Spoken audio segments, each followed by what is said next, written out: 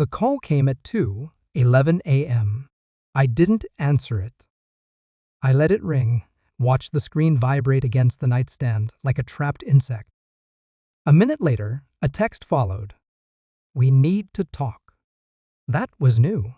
She never needed anything after midnight. Midnight belonged to me, at least. That's what I used to believe. She had kissed my cheek earlier, smiled softly, and said she was just going to relax tonight. Her voice had been careful. Too careful. Like glass pretending to be water. I lay there, staring at the ceiling, replaying the moment her eyes slid away from mine. Relax. Alone. Nothing to worry about. Outside, a car door slammed. Somewhere nearby, laughter cut off abruptly. The world kept moving while something inside me stopped. I finally checked the missed call log. 3 calls. All from unknown numbers. Then another message, not from her. "Bro, this is messed up." I sat up. My heartbeat slowed instead of racing. That's how I knew this wasn't fear. Fear makes noise. This was clarity arriving early. I typed back one word. Explain. The typing dots appeared, disappeared, appeared again. I imagined them both exactly where I had pictured them hours earlier. Close. Careless. Reaching for comfort without realizing comfort had teeth. When the dots vanished for the last time, I smiled, because by then, they were already stuck. The first thing I noticed the next morning was the silence.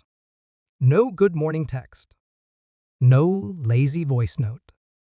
No excuse about sleeping in. Just absence, thick and deliberate. She finally called around noon, her voice tight, wrapped in artificial calm. "Something really weird happened," she said. I let her talk. I always let people talk when they think they're controlling the narrative.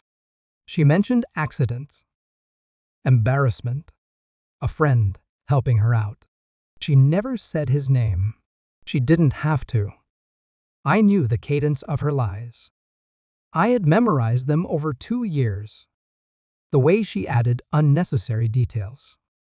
The way she laughed at the wrong moments. I told her it was fine. I told her to rest. She exhaled with relief, mistaking my composure for ignorance. No accusations. No tension in my voice. I poured drinks. Sat across from them. Let the silence stretch until it started to ache. I didn't ask if they had slept together. I asked, "Does it still hurt?" They froze. Her eyes darted to his wrists. His shoulders collapsed inward like a confession folding itself. I leaned forward, resting my elbows on my knees. "You should have washed it off faster," I said calmly. "That kind of thing sets quickly." She started crying. Loud, messy, apologetic in all the wrong ways. He tried to explain, tried to justify, tried to make it sound mutual, accidental, human. I nodded, as if considering their arguments. But I had already moved past them. "I knew," I told them, "before either of you admitted anything." They looked at me like I had pulled the floor out from under the room. "I knew when you said you were going to relax," I continued. "I knew because you stopped needing me to watch you do it." They begged then. Not for forgiveness, for relief, for the situation to end. I stood up. "You didn't just betray me," I said. "You underestimated me." I walked to the door and opened it. "Now you get to remember that every time you look at your hands." They didn't follow me. They couldn't. I don't think about them anymore. I think about precision. About how truth doesn't need volume. It just needs time. Some bonds aren't broken by anger. They're dissolved by awareness. I didn't lose anything that night. I let go of something that was already stuck where it didn't belong.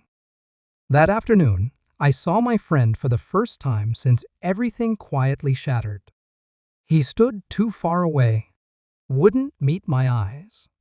His hands were marked thin, angry scratches running along his wrists and forearms. "Rough night?" I asked. He flinched, just slightly. "Yeah," he said. "You could say that." The denial wasn't dramatic. It was procedural, like paperwork being filed long after the building had already burned down. I went home and sat in the bathroom, staring at the empty bottle under the sink. Her favorite. Always kept it hidden, like a private ritual. I hadn't labeled it. I hadn't needed to. Some truths don't need names. I didn't confront them. That would have been messy, emotional, inefficient. Instead, I watched. I noticed how she avoided certain movements when she visited, how she wore long sleeves in summer, how she flinched when I reached for her wrist. She blamed it on clumsiness, on stress. I listened to my friend talk about unrelated things with forced enthusiasm.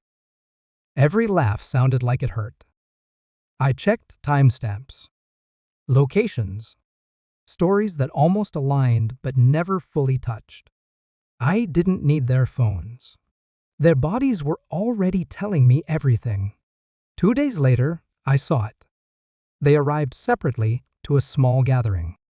They left separately too. But in the light of the kitchen, when she reached for a glass, I saw the scratches. Same pattern, same angle, same desperation carved into skin. I felt nothing in that moment. Not rage, not triumph, just confirmation. At night, alone, the thoughts came anyway. Quiet, precise. I replayed every dismissed instinct. Every time I had trusted tone over truth, I realized betrayal doesn't announce itself. It relaxes. It waits to be touched. And when it is, it clings. I invited them both over the next evening.